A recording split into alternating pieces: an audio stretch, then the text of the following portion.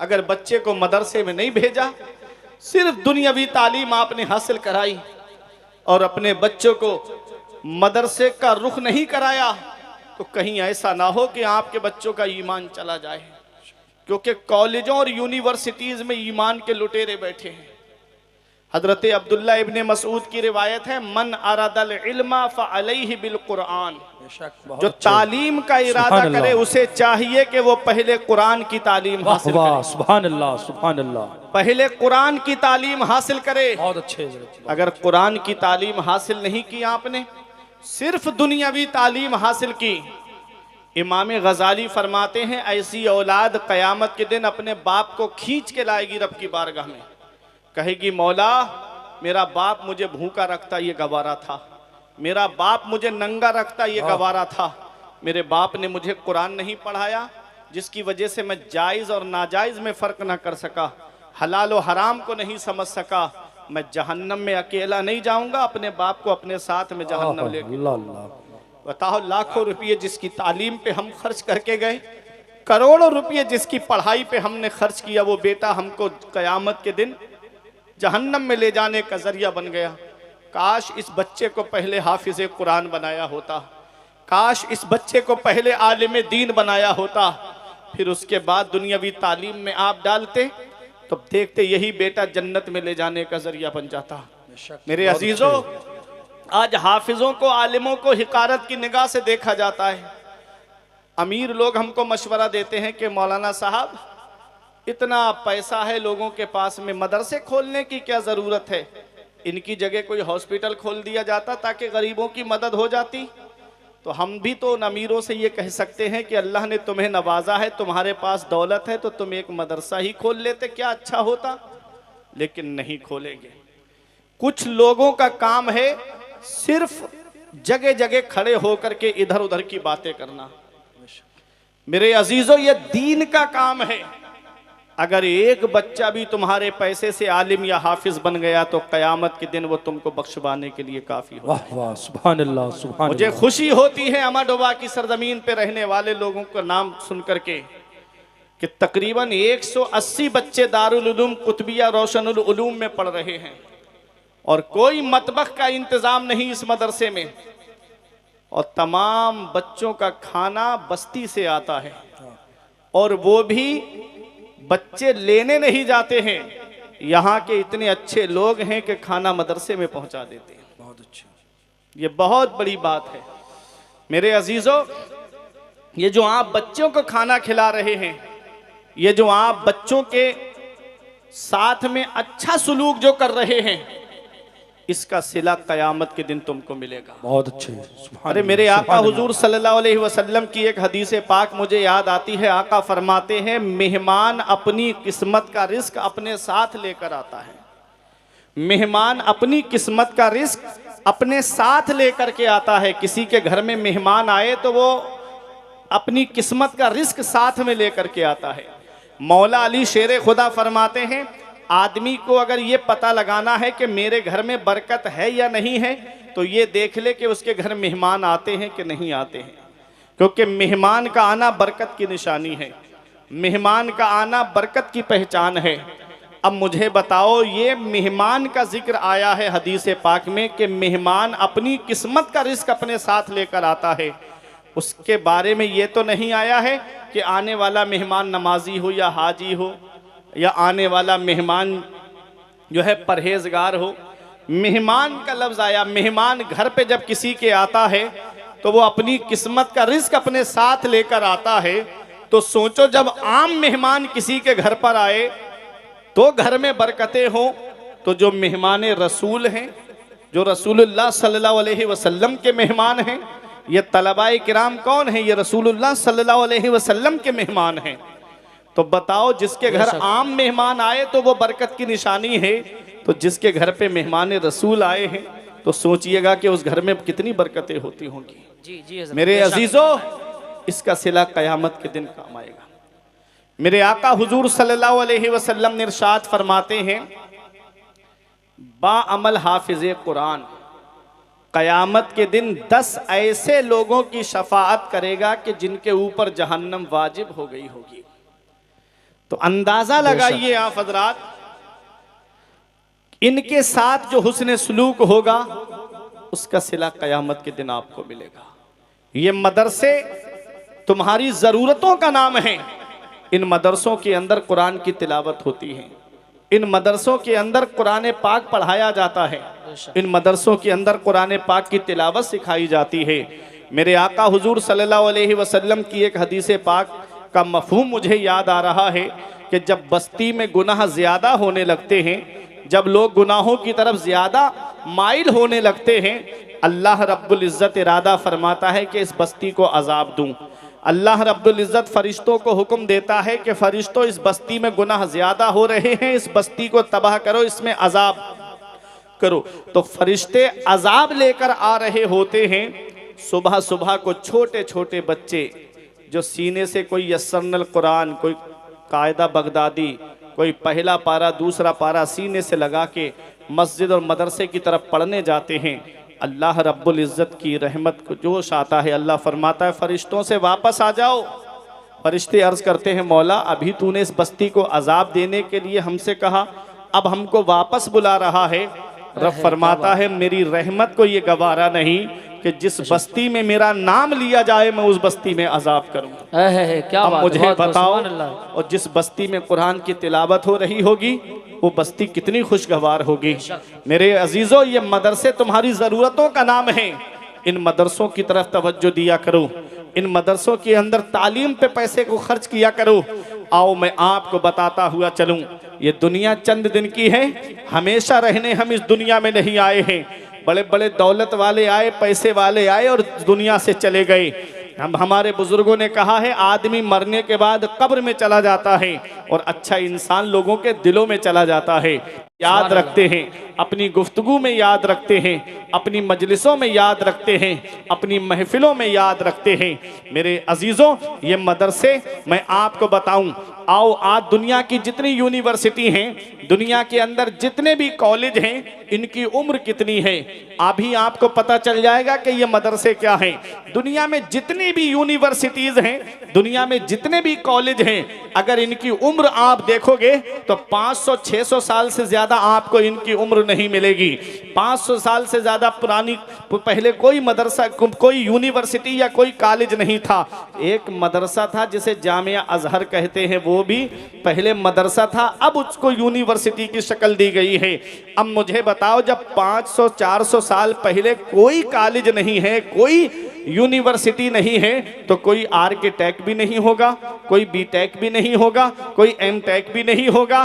तो अब मुझे आप बताओ, जब कोई कॉलेज नहीं है, कोई यूनिवर्सिटी नहीं है, तब भी हिंदुस्तान का अजूबा ताजमहल बनाया जा रहा था, तब भी कुतुब मीनार की तामीर हो रही थी, तब भी लाल किला बनाया जा रहा था। अब मुझे बताओ कि ये बनाने वाले कौन थे?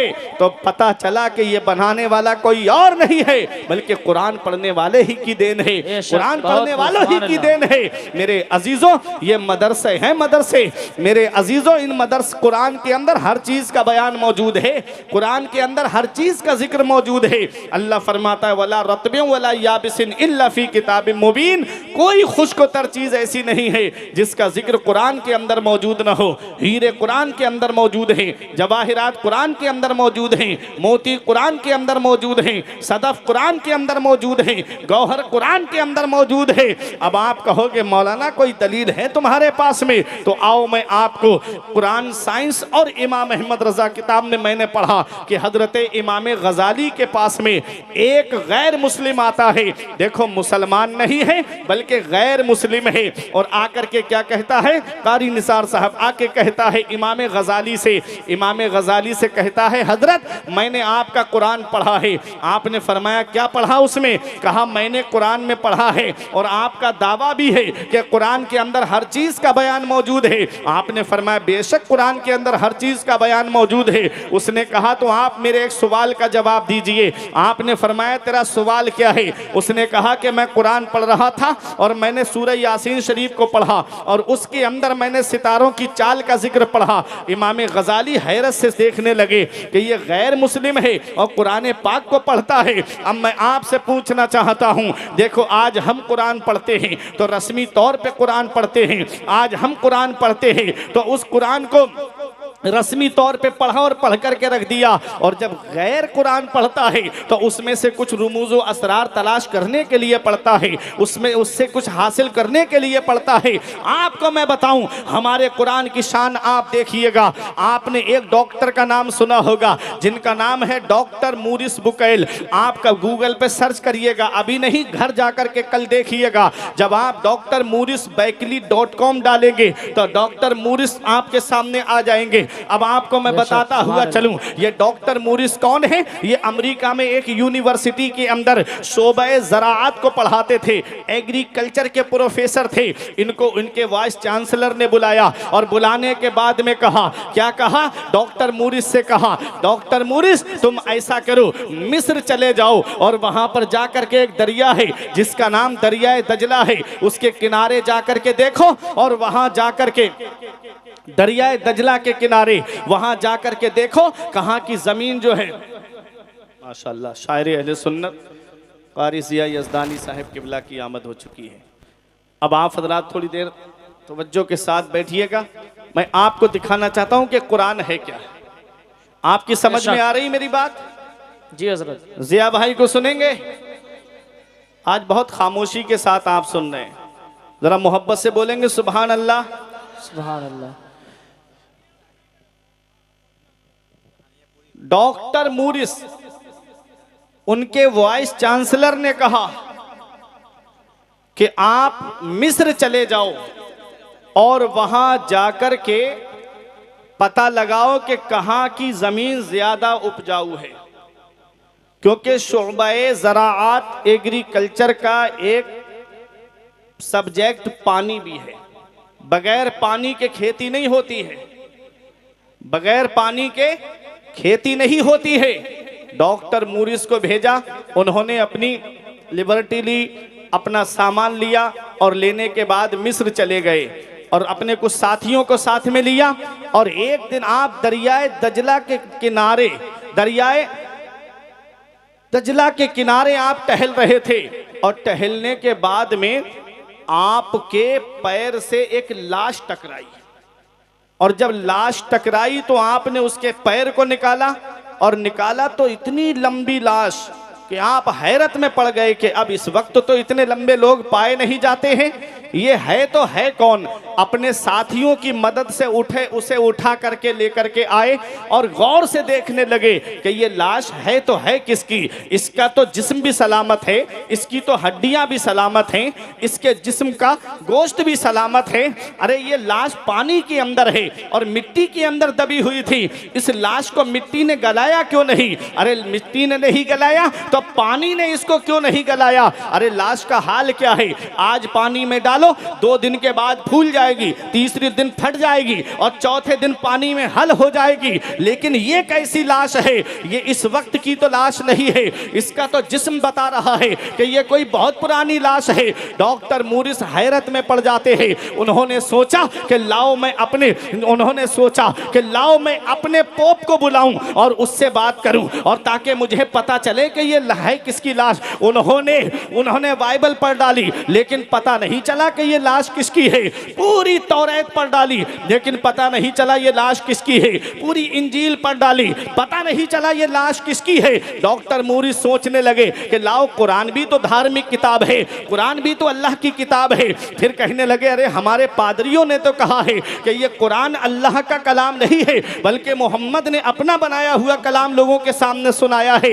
यही बात पादरी कहते थे और यही बात मक्के के काफिर कहते थे कि मोहम्मद चंद जुमले अरबी के जोड़ करके हमारे सामने लेकर आ जाते हैं और हमसे कहते हैं कि ये अल्लाह का कलाम है। तो सुनो, जब कुफारे मक्का ने ये कहा कि ये अल्लाह का कलाम नहीं है बल्कि मोहम्मद का अपना बनाया हुआ कलाम है, तो सबसे पहला चैलेंज जो किया गया है कुरान में, वो 15वें पारे में है। अल्लाह ने फरमाया, कुल इन इज्तमाअतिल इंसु वल जिन अला अन यातू बिमिस्ली हाज़ल कुरान ला यातूना बिमिस्ली वलौ काना बादुहुम लिबादिन ज़हीरा। अल्लाह फरमाता है अगर तमाम इंसान और जिन्नात जमा हो जाएं इस बात पर के इस कुरान की मिसल किताब ले आए, अल्लाह फरमाता है महबूब ये हरगिज नहीं ला पाएंगे, चाहे एक दूसरे की मदद क्यों ना करे, चाहे एक दूसरे का ताउन क्यों ना करे।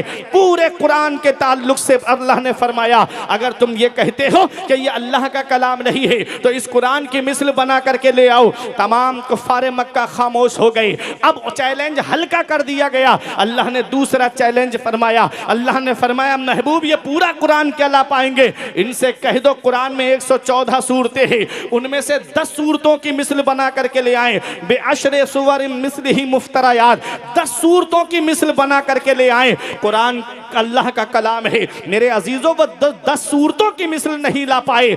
अल्लाह ने और चैलेंज हल्का कर दिया। अल्लाह ने फरमाया महबूब इनसे कह दो व इन कुंतुम फी रैबिम मिम्मा नज़्ज़लना अला अब्दिना फ़अतू बिसूरतिन मिन मिस्ली, इनसे कह दो कि ये शक में है जो हमने अपने बंदे पर नाजिल फरमाया है।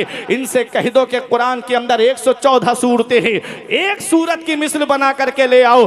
कुरान में सबसे छोटी सूरत इन्ना आतैना कल कौसर है, उसे लिख के काबे की दीवार पे टांग दिया गया और ऐलान कर दिया गया इसकी मिसल बना करके ले आओ। जो भी आए पढ़े और वापस चला जाए। एक बहुत बड़ा अरबी अदब का शायर था, उसे पकड़ करके लाए जो बादशाहों के दरबार में फिलबदी अरबी में अशार कह देता था। कहा कि अगर तूने चंद जुमले भी जोड़ दिए अरबी के तो हम सीना तान के कहेंगे मोहम्मद से कि ये अल्लाह का कलाम नहीं है बल्कि तुम्हारा अपना बनाया हुआ कलाम है। जब उस शायर को लाया गया और काबे की दीवार के साए में खड़ा करके कहा इसकी मिसल बना दे, उसने पढ़ा इन्ना आतैना कल कौसर, तब बेसाख्ता पुकार के कहता है हाजल कलामो लैसा बेबशर, ये कलाम किसी इंसान का नहीं है, ये तो खुदा का कलाम है। तेरे आगे यूं है दबे लचे फुसहा अरब के बड़े बड़े, तेरे आगे यूं है दबे लचे फुसहा अरब के बड़े बड़े, कोई जाने के मुंह में जुबान नहीं बल्कि जिस्मों में जान है। नारे तकबीर, नारे रिसालत, मसलके आला हजरत, मसलके आला हजरत, बस्ती बस्ती करिया करिया, बस्ती बस्ती करिया करिया, नारे हैदरी। तो कुरान अल्लाह का कलाम है, कुरान अल्लाह का कलाम है। डॉक्टर मूरिस कहते हैं कि लाओ कुरान भी तो देख लिया जाए। तवज्जो दीजिएगा, आपका ईमान ताज़ा हो जाएगा। हमारे कुरान की शान देखो। डॉक्टर मूरिस ने एक आलिम साहब को बुलाया जो कुरान का तर्जमा भी करते हुए चले। पहला पारा पढ़ा, दूसरा पारा पढ़ा। डॉक्टर मूरिस से आलिम साहब ने कहा मतलब मिला, नतीजा आया? डॉक्टर मूरिस बोले नतीजा आए या ना आए लेकिन मज़ा बहुत आ रहा है, कुरान की तिलावत और करो। ये कुरान है। कोई भी किताब आप एक बार सुनेंगे दोबारा सुनने का मन नहीं करेगा आपका, लेकिन ये कुरान है। 5 वक्त की नमाज में आप सूरह फातिहा की तिलावत करते हो लेकिन फिर भी अलग मज़ा आता है। कुरान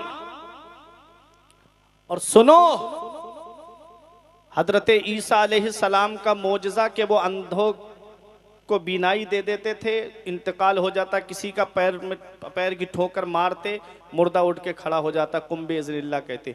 ईसा अलैहिस्सलाम को अल्लाह ने आसमान पर उठा लिया, उनका मोजज़ा उनके साथ चला गया। हजरत मूसा अलैहिस्सलाम का मोजज़ा ये है कि आप अपना हाथ बगल में डालते निकालते तो सूरज से ज़्यादा रोशन हो जाता। आपके पास में एक लाठी थी, डंडा था, उसे ज़मीन पे डालते अजदहा बन जाता। बकरियां चराने जाते, भूख लगती, ज़मीन में गाड़ते, फल आ जाते। आप लेटने के लिए जब आप चलते तो वो आपका डंडा, आपका असा, आपका तकिया बन जाता। हजरत मूसा अलैहिस्सलाम दुनिया ज़ाहिरी से तशरीफ़ ले गए, उनका मोजज़ा उनके साथ चला गया। हजरत दाऊद अलैहिस्सलाम का मोजज़ा ये था कि वो लोहे को हाथ में पकड़ते तो मोम हो जाता। आप दुनिया ज़ाहिरी से तशरीफ़ ले गए, उनका मोजज़ा उनके साथ चला गया। लेकिन अपनी किस्मत पे नाज करो, मेरे आका हुजूर सल्लल्लाहु अलैहि वसल्लम का मोजज़ा एक कुरान भी है, मेरे आका हुजूर सल्लल्लाहु अलैहि वसल्लम बज़ाहिर दुनिया ज़ाहिरी से तशरीफ़ ले गए, लेकिन मेरे आका का मोजज़ा आज भी मौजूद है और सुबह क़यामत तक मौजूद रहेगा। कुरान मेरे आका का मोजज़ा है। मेरे अजीज़ों, कुरान अल्लाह की किताब है। डॉक्टर मूरिस कहते हैं पढ़ते जाओ, नतीजा आए या ना आए मज़ा बहुत आ रहा है। और जब पढ़ने वाला पढ़ते पढ़ते पढ़ते पढ़ते जब इस आयत पर पहुंचा कि ऐ फिरौन, हम तुझे दरिया में डिबो रहे हैं और तुझे कयामत तक के लिए इबरत का निशान बना देंगे। जब इस आयत पर पहुंचे आलिम साहब, जिसका तर्जमा मैंने आपको सुनाया, मेरे अजीजों, डॉक्टर मूरिस कहते हैं बस रुक जाओ, मैं जान गया कि ये लाश किसी और की नहीं है बल्कि ये फिरौन की लाश है। आज भी मिस्र के म्यूजियम में रखी हुई है फिरौन की लाश, और दुनिया वालों को बता रही है कि जो तकब्बुर करते हैं, जो घमंड करते हैं, जो लोगों पर जुल्म करते हैं, अल्लाह उनको इबरत का निशान बना देता है। मेरे अजीजों, ये हमारा कुरान है। कब फिरौन डूबा दरियाए कुलजुम के अंदर, अल्लाह ने उसकी लाश को इबरत का निशान बना दिया। हर चीज का बयान कुरान के अंदर मौजूद, हर चीज का जिक्र कुरान के अंदर मौजूद। यही सवाल इमाम गजाली से गैर मुस्लिम ने किया था कि हजरत हर चीज का जवाब जब कुरान के अंदर है तो आप हमें यह बताइए कि किताब कुरान के अंदर सितारों की चाल का जिक्र है, तो हमने कुरान के अंदर सितारों की चाल का जिक्र पढ़ा है। फरमाया कौन सी आयत में पढ़ा है? उसने कहा कि कुल्लुन फी फलकिन यस्बहून, हर चीज आसमान में तैर रही है। इस आयत से मैंने कुरान के अंदर सितारों की चाल का जिक्र पढ़ा है। जो सितारे आसमान में चलते हैं वो दो तरह से चलते हैं, एक सीधी चाल चलते हैं, दूसरे उल्टी चाल चलते हैं। एक नेगेटिव अंदाज में चलते हैं, दूसरे पॉजिटिव अंदाज में चलते हैं। एक मुस्बत अंदाज में चलते हैं, दूसरे मनफी अंदाज में चलते हैं। इमाम गजाली से उसने कहा कि सीधी चाल का जिक्र मुझे कुरान में मिल गया है, लेकिन उल्टी चाल का जिक्र मुझे नहीं मिला है। इमाम गजाली मुस्कुरा के फरमाते हैं थोड़ा और गौर कर लेता तो तुझे सितारों की उल्टी चाल का भी जिक्र मिल जाता। मोहब्बत से बोलिए तड़प के सुभान अल्लाह। ये कौन इमाम गजाली है? ये वो इमाम गजाली है जिन्होंने तसव्वुफ में बहुत सारी किताबें लिखी हैं, और ये वो इमाम गजाली है आज जो मदरसों के अंदर मेहनत करते हैं, जो मदरसों के अंदर अपना पैसा खर्च करते हैं। कभी कभी दिल में ख्याल आता होगा कि मैं मदरसे में पैसा खर्च कर रहा हूँ, पता नहीं कि मेरा ये पैसा कारगर होगा कि नहीं होगा, पता नहीं मैं बच्चों पे पैसा खर्च कर रहा हूँ, पता नहीं ये पैसा मेरा कारगर होगा कि नहीं होगा। आओ मैं आपको बताऊं, बगदाद के अंदर एक था निजामुल मुल्क तूसी, उसने मदरसे के अंदर बहुत पैसा खर्च किया। आज भी मदरसा निजामिया है बगदाद के अंदर, जिस मदरसे में गौसे आजम ने तालीम हासिल की है। आओ जरा देखो, मदरसा निजामिया जो है वो निजामुल मुल्क के नाम से है। मेरे अजीजों, उसने वो मदरसे के अंदर बहुत पैसा खर्च किया। कुछ लोग आए जलने वाले तो हर जगह होते हैं, मदरसों से जलने वाले, आलिमों से जलने वाले, हाफिजों से जलने वाले, तलबा से जलने वाले, उलमा से जलने वाले जगह जगह पाए जाते हैं। आए और आकर के निजामुल मुल्क से कहा कि तू पैसा खर्च करता है मदरसे में, वहां तो पढ़ाई नहीं हो रही है, वहां तो पढ़ाया भी नहीं जा रहा है, वहां पर जाकर के देख ले। अगर तुझे हमारी बात पर भरोसा नहीं तो वहां जाकर के देख ले, वहां तो कोई पढ़ाई नहीं होती है। निजामुल मुल्क ने रात में फकीरों वाला लिबास पहना और आया मदरसे में देखने के लिए, तो बाकी बच्चे नहीं पढ़ रहे थे। कोई बच्चा आपस में खेल रहा था, कोई एक दूसरे को हाथ मार रहा था, कोई बच्चा कुछ कर रहा था। आया और उसका दिल टूट गया। उसने कहा क्या फायदा है इतना पैसा खर्च करने से, क्या फायदा है इतनी दौलत खर्च करने से? मैं इस मदरसे में पैसा खर्च कर रहा हूं और यहां तो बच्चे मुझे पढ़ते हुए भी नहीं मिले। ऐ मेरे अजीजों, ये मत सोचना कि मदरसे के अंदर हम पैसा दे रहे हैं, पता नहीं हमारा पैसा जो है कारगर होगा कि नहीं होगा। आओ जरा देखो, निजामुल मुल्क जब वापस आ रहा था तो एक पेड़ के नीचे एक बच्चे को पढ़ते हुए देखा, चिराग जला करके पढ़ रहा है। पीछे से निजामुल मुल्क ने सलाम किया, बच्चे ने सलाम का जवाब दिया, लेकिन बच्चे ने कोई तवज्जो नहीं की, पढ़ता रहा। वो पीछे खड़े होकर के देखता रहा। उसने सोचा कभी ये बच्चा चिराग बुझाए और मैं इससे इसका नाम पूछूं, कब मैं इसके बारे में पूछूं। निजामुल मुल्क बहुत देर खड़ा रहा, लेकिन बच्चे ने कोई बात नहीं की, पढ़ता रहा। फजर की अजान की आवाज आई, चराग बुझाया, अपनी किताब को बंद किया और फिर मस्जिद में नमाज पढ़ने के लिए वो बच्चा चला गया। मेरे अजीजों, निजामुल मुल्क ने कहा ना हो इस मदरसे से हजारों फारिग, एक ही फारिग काफी है। जो एक फारिग हो रहा है यही मेरे लिए काफी है। मेरे अजीजों, वो एक बच्चा जो फारिग हुआ था, वो एक बच्चा जो पेड़ के नीचे किताब पढ़ने में मशगूल था, वो कोई और नहीं था, वही बच्चा आगे चल करके अपने वक्त का इमाम गजाली बनता है, जिसने तसव्वुफ की हजारों किताबें लिख करके लोगों के ईमान को बचाया है, उनके अकीदे को बचाया है। नारे तकबीर, नारे रिसालत, इमाम आजम कॉन्फ्रेंस, इमाम आजम कॉन्फ्रेंस, उर्से रोशन शाह बाबा, नारे तकबीर, नारे रिसालत। तो मेरे अजीजों, इसलिए मदरसों की तरफ से हाथों को ना रोको। अगर एक बच्चा भी तुम्हारे पैसे से हाफिज बन गया और किसी मदरसे में बैठने के लिए, पढ़ाने के लिए बैठा, तो कितनों को हाफिज बनाएगा, कहां कहां तक दीन का काम पहुंचेगा। इसलिए मेरे अजीजों, इन मदरसों की तरफ तवज्जो दो, इन मदरसों की तरफ अपनी तवज्जो दो। वो एक बच्चा जिसे आज दुनिया इमाम गजाली के नाम से जानती है, एक किताब लिखी है इह्याउल उलूम, जिसको पढ़ करके हजारों गुमराह लोग हिदायत के रास्ते पे आ गए। तो मेरे अजीजों, ये इमाम गजाली है, उनके पास आया है गैर मुस्लिम, कहता है हजरत सितारों की सीधी चाल का जिक्र मिला लेकिन उल्टी का नहीं मिला। इमाम गजाली ने मुस्कुरा के फरमाया थोड़ा और गौर कर लेता तो उल्टी चाल का भी जिक्र मिल जाता। अब एक इल्मी बात करने जा रहा हूं, मुझे मालूम है यहाँ तलबाए किराम भी बैठे हैं। मिंबर नूर पे तशरीफ फरमा जो हमारे उलमा हैं, सबकी तवज्जो। इमाम गजाली ने पूछा कौन सी आयत से तूने मतलब निकाला? उसने कहा कुल्लुन फी फलक, हर चीज आसमान में तैर रही है। तो कुल्लुन में पहला हर्फ काफ, दूसरा हर्फ लाम, मिला के हुआ कुल। अब फलक में पहला हर्फ फा, दूसरा हर्फ या, मिला के हुआ फी, कुल्लुन फी। अब फलक में पहला हर्फ फा, दूसरा हर्फ लाम, तीसरा हर्फ काफ, मिला के हुआ फलक, कुल्लुन फी फलक।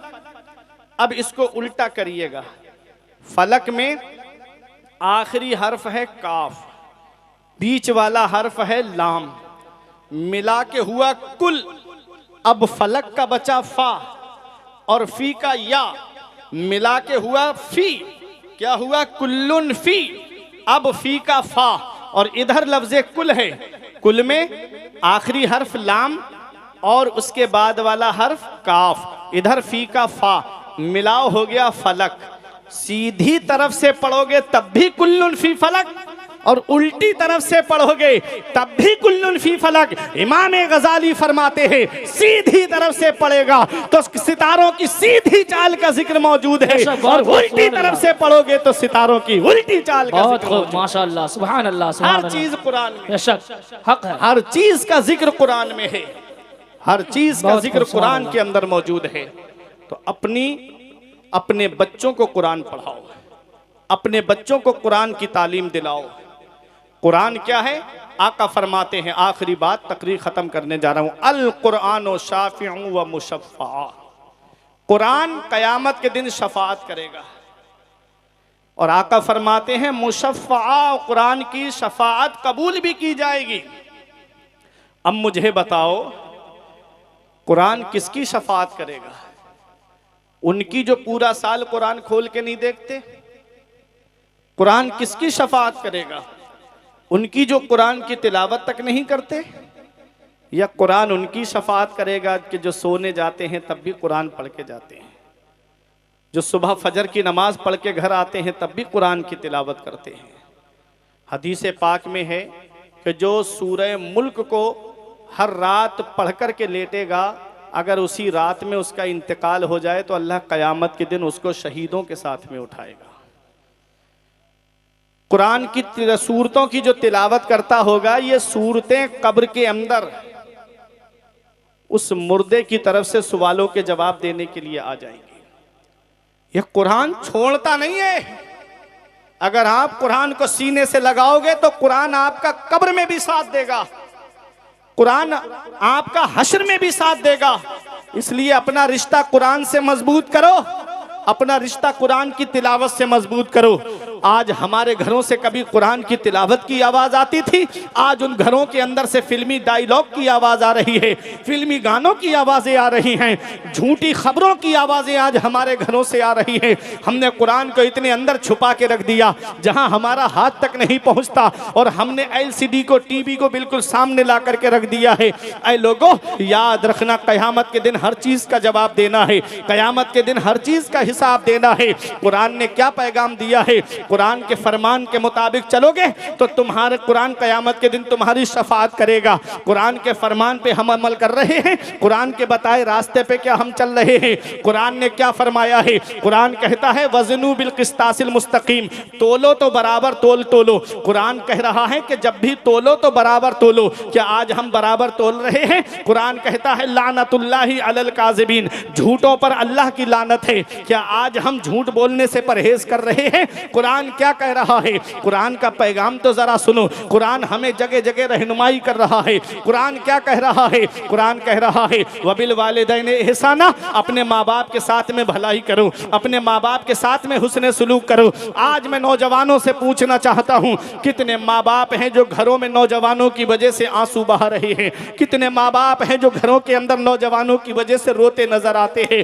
बेटा है हजारों रुपये खर्च करता नजर आता है, कभी दोस्तों के साथ में पार्टी में खर्च करता है, कभी जाकर के कोई नैनीताल घूमने जा रहा है, कोई शिमला मसूरी घूमने जा रहा है, कोई बर्फीली वादियों के मजे लेने जा रहा है। इधर माँ बाप एक एक पैसे की दवाई के लिए परेशान है, और बेटा है कि जाकर के शिमला मसूरी की सैर कर रहा है। इधर माँ बाप एक एक पैसे के लिए दुखी हैं, और बेटा है कि जाकर के अजमेर की बड़ी डेग में पैसे डालकर आ रहा है। याद रखना, मेरे आका फरमाते हैं जिससे उसके माँ बाप राजी उससे अल्लाह राजी, उसका रसूल राजी, और जिससे उसके माँ बाप नाराज उससे ना अल्लाह राजी ना उसका रसूल राजी। ऐ लोगों, घर में रूठे हुए माँ बाप को बना लो, वो हाथ उठा के दुआ कर देंगे, अल्लाह तुम्हारे रिस्क में बरकत देगा, अल्लाह तुम्हारे कारोबार में बरकत देगा, अल्लाह तुम्हारी उम्रों में बरकत देगा। आज का नौजवान बेटा कहता है मेरे बाप ने मेरे लिए किया क्या है, मेरी माँ ने मेरे लिए किया क्या है? यह मकान मैंने अपनी मेहनत से बनाया है, यह जायदाद मैंने अपनी मेहनत से खड़ी की है। मैं तुमसे पूछना चाहता हूँ, तुम्हारे बाप ने तुम्हारे लिए क्या किया है? जब तुम्हें चलना नहीं आता था तो बाप ने उंगली पकड़ के तुमको चलना सिखाया, जब तुमको बोलना नहीं आता था तब तुम्हारी माँ ने तुमको बोलना सिखाया, जब तुमको खाना नहीं आता था माँ ने छोटे छोटे लुक़मे तुम्हारे मुंह में रख के तुमको खाना सिखाया। आज वही माँ बाप बूढ़े हो गए, उनके जिस्म की हड्डियों ने जवाब दे दिया, उनके जिस्म की ताकत ने जवाब दे दिया। हमने उनके बिस्तर घर से बाहर कर दिए। आज हमारे कमरे में जाड़ों में गर्म हीटर लगा है, गर्मियों में एसी और कूलर का इंतजाम है। माँ बाप हैं कि तीनों झोपड़ियों में रह के अपनी जिंदगी गुजार रहे हैं। क्या इस दिन के लिए बाप ने आस्थानों की खाक छानी थी? क्या इस दिन के लिए आलिमों के घरों के चक्कर लगाए थे कि हजरत दुआ कर दो चिराग जलाने वाला आ जाए, हजरत दुआ कर दो मेरे घर में लखते जिगर आ जाए? वही बेटा जवान हुआ, उसने माँ बाप का बिस्तर घर से बाहर कर दिया। हमारे बुजुर्गों ने कहा है पहली मोहब्बत है माँ बाप की जो दुनिया में बदला मांगती है। अगर तुम अपने माँ बाप के साथ भलाई करोगे तो तुम्हारी औलाद तुम्हारे साथ भलाई करेगी। अगर तुमने अपने माँ बाप के साथ भलाई नहीं की तो बुढ़ापे में ये उम्मीद लगा के मत बैठना कि तेरी औलाद तेरा सहारा बन जाएगी। माँ अल्लाह की कितनी बड़ी नेमत, बाप अल्लाह की कितनी बड़ी नेमत। उससे पूछो जिसके सर से माँ का साया चला गया, उससे पूछो जिसके सर से बाप का साया चला गया। आज तकरीबन 2 साल से ज्यादा हो गए मेरे वालिद के इंतकाल को, और 1 साल से ज्यादा शायद जिया भाई की वालिदा के इंतकाल को हो गया। लेकिन आप पूछिए अगर रातों में जलसा करके घरों पे जाना होता है, ऐसे कोहरे के आलम में, ऐसे सर्दियों के आलम में, लोगों बाप जैसी नेमत नहीं है दुनिया में, बाप जैसी मोहब्बत करने वाली शख्सियत नहीं है दुनिया में, माँ जैसा प्यार करने वाली शख्सियत नहीं है दुनिया में। ऐसी सर्दियों के आलम में रातों में जब रातों में जब घरों पे जाना होता है, 2 बजे 3 बजे रात में जब प्रोग्राम करके घर के दरवाजे पे पहुंचो तो सबसे पहले घर के अंदर से किसी और की आवाज नहीं आती दरवाजा खोलने के लिए, या तो माँ की आवाज आती है कि बेटा दरवाजा खोलते हैं, या बाप की आवाज आती है कि बेटा दरवाजा खोलते हैं। तुम्हें क्या पता, तुम तो आराम से दोस्तों के साथ पार्टी करते फिर रहे। ये माँ बाप है कि जिनकी नजरें दरवाजे पे लगी हैं कि मेरा बेटा अभी घर पे नहीं आया, मेरा लाल अभी घर पे नहीं आया, मेरा बेटा अभी बाहर चला गया है। फोन करके पूछती है माँ, बेटा कहाँ चले गए, इतनी रात हो गई, ऐसा कोहरा है, बेटा घर पे क्यों नहीं आते? तो बेटा कहता है माँ क्यों मुझे फोन करके परेशान करती रहती है, क्यों मुझे परेशान करती है, मैं दोस्तों के साथ पार्टी करता फिर रहा हूँ।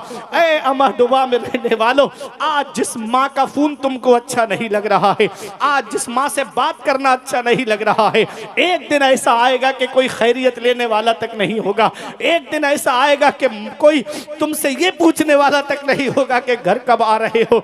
ये माँ बाप है जिनकी नजरें दरवाजे पे लगी रहती है।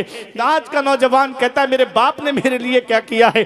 कभी अब्बा के करीब बैठ करके उनकी सफेद दाढ़ी की तरफ देखना, उनके चेहरे की झुर्रियों की तरफ देखना, उनके हाथों की लकीरों की तरफ देखना। एक दिन हमने पूछा अपने अब्बा से, अब्बा मेरे हाथ की लकीरें नजर आ रही है, तुम्हारे हाथ की लकीरें कहाँ चली गई? एक जवाब दिया था उर्से रोशन बाबा में आने वालों कि बेटा तुम्हारी तकदीर बनाते बनाते हमारे हाथ की लकीरें मिट गई।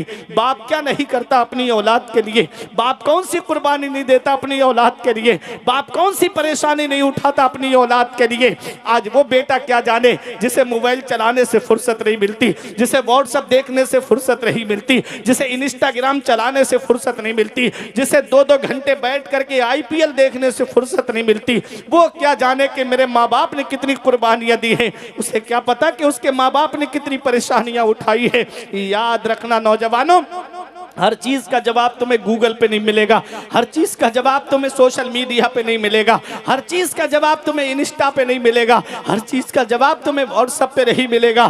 कुछ जिंदगी जीने के नारे तकबीर, नारे रिसालत, नारे रिसालत। खलीफा है हुजूर गुलजारे मिल्लत, खलीफा है हुजूर गुलजारे मिल्लत। नारे तकबीर, नारे रिसालत। बैठे दुरूद पाक पढ़िए। अल्लाहुम्मा सल्ली अला सय्यिदना व मौलाना मुहम्मदिन व बारिक वसल्लम सलातों व सलामन अलैका या रसूल अल्लाह। हमारे बुजुर्गों ने कहा कि बाप आंगन में लगे हुए पेड़ की तरह है, बाप आंगन में लगे हुए पेड़ की तरह है।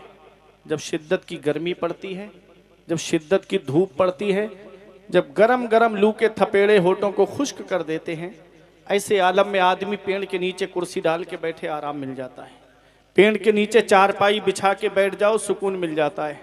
हमारे बुजुर्गों ने कहा बाप आंगन में लगे हुए पेड़ की तरह है। जिस दिन ये पेड़ आंगन से उखड़ गया उस दिन धूप भी परेशान करेगी, गरम गरम लू के थपेड़े भी परेशान करेंगे। ऐ ज़िया माँ बाप के साये की ना कदरी ना कर, ऐ ज़िया माँ बाप के साये की ना कदरी ना कर। धूप काटेगी बहुत जब ये शजर गिर जाएगा। धूप कैसी भी हो साया नहीं खोने देता, राह कैसी भी हो बेबस नहीं होने देता। बेच के अपना लहू चाहे वो रोटी लाए, बाप औलाद को भूखा नहीं सोने देता। क्या बात है, सुभान अल्लाह। बेच के अपना लहू चाहे वो रोटी लाए, बाप औलाद को भूखा नहीं सोने देता। मेरे अजीजों ये बाप है। बाप क्या नहीं करता अपनी औलाद के लिए, बाप कौन सी कुर्बानी नहीं देता अपनी औलाद के लिए, बाप कौन सी परेशानी नहीं उठाता अपनी औलाद के लिए, बाप कौन सी दिक्कत का सामना नहीं करता अपनी औलाद के लिए। मेरे अजीजों कभी लगे कि मेरे बाप ने मेरे लिए क्या किया है तो चले जाया करो गोरखपुर में बस स्टैंड की तरफ या रेलवे स्टेशन की तरफ, या खलीलाबाद में बस स्टैंड की तरफ या रेलवे स्टेशन की तरफ। यहाँ कुछ लोग तुमको ऐसे नज़र आएंगे कि जो कोई ऑटो रिक्शा चला रहा है, कोई 4 व्हीलर लेकर के खड़ा है लखनऊ जाने के लिए, कोई बस लेकर के खड़ा है। मेरे अजीज़ों ये एक बाप ही तो है। ऐसे सर्दी के आलम ने जान हथेली पे लेकर के रोड पे चल रहा है, ये एक बाप ही तो है जो सोचता है 4 पैसे जमा हो जाएंगे, मेरी औलाद की पढ़ाई में काम आएंगे, मेरी औलाद के खर्चे में काम आएंगे, मेरी औलाद की तालीम में काम आएंगे। ये स्कूल की फ़ीस भरने वाला एक बाप है, ये कोचिंग की फीसें भरने वाला एक बाप है, ये यूनिवर्सिटी की फीस भरने वाला एक बाप है। बाप क्या नहीं करता अपनी औलाद के लिए, बाप कौन सी कुर्बानी नहीं देता अपनी औलाद के लिए। मेरे अजीज़ों, एक शायर ने बड़े अच्छे अंदाज में कहा था कि बुढ़ापा क्या जवानी क्या ये बचपन बांट लेते हैं, न हो अगर दिल में गुंजाइश तो आंगन बांट लेते हैं। नहीं मंजूर हिस्से में किसी बेटे को अपनी माँ, मगर आपस में बूढ़ी माँ के कंगन बांट लेते हैं, मगर आपस में बूढ़ी माँ के कंगन बांट लेते हैं। दिया था अब्बा ने जो एक झूमर बेच डाला था, खुशी से अपने अरमानों का दफ्तर बेच डाला था। बुलंदी मिल गई तो भूल बैठे हैं वही बेटे, कभी जिनके लिए अम्मी ने जेवर बेच डाला था। क्या बात है, ये माँ बाप है मेरे अजीजों। माँ बाप जिंदा हैं तो उनकी कद्र कर लो, माँ बाप हयात हैं तो उनकी खिदमत कर लो। माँ बाप दुनिया से चले गए हैं, मेरे आका फरमाते हैं जुमे के दिन जो माँ बाप की कब्र की जियारत कर ले, ऐसा बेटा माँ बाप के साथ हुस्ने सुलूक करने वालों में लिखा जाता है, माँ बाप के साथ फर्मा बरदारी करने वालों में लिखा जाता है। चले जाया करो कब्रिस्तान, चले जाया करो। आका फरमाते हैं फल मैयतो फिल कब्र इल्ला कल गरीकिल मुतगव्विस यंतज़िरु दावतन तलहक़ुहु मिन अबिन व उम्मिन व अखिन व सदीक़िन। आका फरमाते हैं जो कब्रिस्तान में लेटे हैं वो दरिया में डूबने वाले की तरह हैं। जैसे दरिया में डूबने वाला सहारे का इंतज़ार करता है कि कोई मुझे सहारा दे के बाहर निकाल लेता, ऐसे ही जो कब्रिस्तान में लेटे हैं वो दुआ का इंतज़ार कर रहे हैं।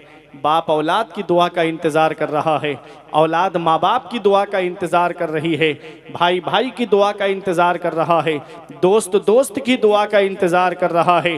मेरे अजीज़ों, अपने माँ बाप की कब्र पे चले जाया करो, और अगर माँ बाप ज़िंदा हैं तो उनकी खिदमत कर लिया करो, उनके पास आकर के मोहब्बत से बातें कर लिया करो। ये मोबाइल हर पास में होगा लेकिन माँ बाप नहीं होंगे, एक वक्त ऐसा भी आएगा मेरे अजीज़ों। इसलिए माँ बाप जिंदा हैं तो उनकी कदर करो, कुरान के बताए रास्ते पे चलो, कुरान के बताए हुए तरीके पे चलो। कुरान कहता है वबिल वालिदैन इहसाना, माँ बाप के साथ में भलाई करो, माँ बाप के साथ में हुस्ने सुलूक करो, माँ बाप का अदब करो। माँ बाप का अदब कैसे करना है ये भी हमें कुरान ने बताया। कुरान कहता है वक़ज़ा रब्बुका अल्ला तअबुदू इल्ला इय्याहु व बिल वालिदैन इहसाना इम्मा यबलुगन्ना इंदकल किबरा अहदुहुमा औ किलाहुमा फला तकुल लहुमा उफ़्फ़िन वला तनहरहुमा व कुल लहुमा क़ौलन करीमा। अल्लाह फरमाता है हुक्म दिया तेरे रब ने कि अपने रब के सिवा किसी की बंदगी ना करो, और अपने माँ बाप के साथ में हुस्ने सुलूक करो, अपने माँ बाप के साथ में भलाई करो। इम्मा यबलुगन्ना इंदकल किबरा, जब वो दोनों बुढ़ापे को पहुँच जाएं या उनमें का कोई एक बुढ़ापे को पहुँच जाए तो उन्हें उफ भी ना कहो, उन्हें झिड़को नहीं, जब भी बोलो तो मोहब्बत के साथ में बोलो। ये कुरान हमें पैगाम दे रहा है। बेटा अगर माँ बाप का अदब ना करे तो वो कामयाब नहीं हो सकता, शागिर्द अपने उस्ताद का अदब ना करे तो वो इल्म तो हासिल कर सकता है लेकिन बरकतें इस इल्म उसको हासिल नहीं होगी। मेरे अजीज़ों, मुक्तदियों को चाहिए कि वो इमाम का अदब करें, शागिर्द को चाहिए कि वो उस्ताद का अदब करे। अदब ही से आदमी को अच्छे इनामात मिलते हैं, अदब ही से आदमी को बुलंद मकाम मिलते हैं, और अदब ही अगर पास में नहीं होगा तो मेरे अजीज़ों बताओ, मैं आपको एक बात बता दूं 2 मिनट में और अपनी जगह बैठ जाऊं। इमाम आज़म अबू हनीफा कॉन्फ्रेंस है ये ना, इमाम आज़म अबू हनीफा के एक शागिर्द हैं जिनका नाम है इमाम ज़ुफ़र, ये उलमाए किराम जानते हैं। आपको मैं बताता हुआ चलूं, इमाम ज़ुफ़र जब फ़िक़ा की किताबें पढ़ेंगे, उसूल फ़िक़ा की किताबें पढ़ेंगे, नूरुल ईज़ा है या कुदूरी है या शरह विकाया है, तो उसमें जगह जगह मिलता है खिलाफन लिज़ुफ़र, खिलाफन लिज़ुफ़र। इमाम ज़ुफ़र का इसमें इख्तिलाफ है। ये कौन इमाम ज़ुफ़र हैं? ये इमाम आज़म अबू हनीफा के शागिर्द हैं। देखो अदब कैसा होता है, अदब मैं आपको दिखाना चाहता हूँ। इमाम ज़ुफ़र का मकान इमाम आज़म अबू हनीफा के मकान से 16वीं गली में था। जैसे आप बम्बई वगैरह में जाएंगे या दिल्ली में जाएंगे तो अलग अलग नाम होते हैं, सेक्टर 1, सेक्टर 2, सेक्टर 3। आप जाएंगे मालौनी मलाड की तरफ को तो मालौनी मलाड 6, मालौनी मलाड 7, इस तरह से नाम होते नहीं। तो इमाम आज़म अबू हनीफा का जो मकान था इमाम ज़ुफ़र के मकान से 16वीं गली में था।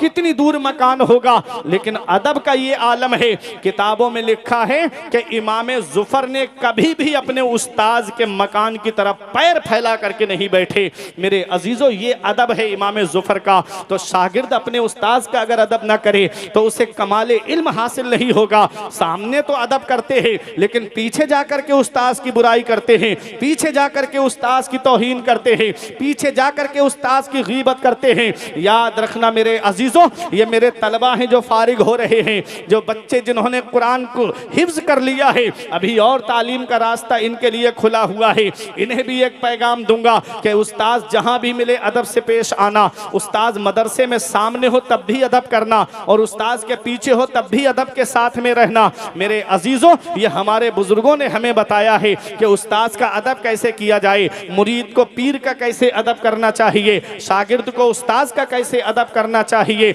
हर चीज का बयान कुरान के अंदर है। ये अदब कहाँ मिलेगा? ये मदरसे में मिलेगा। तहजीब कहाँ मिलेगी? मदरसे में मिलेगी। तमद्दुन कहाँ मिलेगा? मदरसे में मिलेगा। अखलाक हसना कहाँ मिलेगा? मदरसे में मिलेगा। इसलिए अपने बच्चों को मदरसे में भेजो, अपने बच्चों को पहले कुरान की तालीम हासिल कराओ, अपने बच्चों को अपने मजहब की तालीम हासिल कराओ। पहला फरमान जो मेरे आका हुजूर सल्लल्लाहु अलैहि वसल्लम पर वही की सूरत में आया, तो पहले नमाज का हुक्म नहीं आया, रोजे का हुक्म पहले नहीं आया, हज ज़कात का हुक्म पहले नहीं आया। सबसे पहली वही नाजिल हुई, हुक्म आया इक़रा, पढ़िए पढ़िए पढ़िए। जिस कौम के पैगंबर पर सबसे पहली वही पढ़ने के ताल्लुक से आई, आज उसी पैगंबर के उम्मतियों में कुछ लोग ऐसे हैं जो तालीम से दूर नजर आते हैं, जो इल्म दीन से दूर नजर आते हैं, एजुकेशन से दूर नजर आते हैं, शिक्षा से दूर नजर आते हैं। मेरे अजीजों, इल्म से मकाम मिलता है, इल्म से रुतबा मिलता है, इल्म से बुलंद शान मिलती है, इल्म से बुलंद अजमत मिलती है। इल्म हासिल करो, तालीम हासिल करो। पिघलना इल्म की खातिर मिसाले शम्ए ज़ेबा है, बगैर इसके नहीं पहचान सकते हम खुदा क्या है।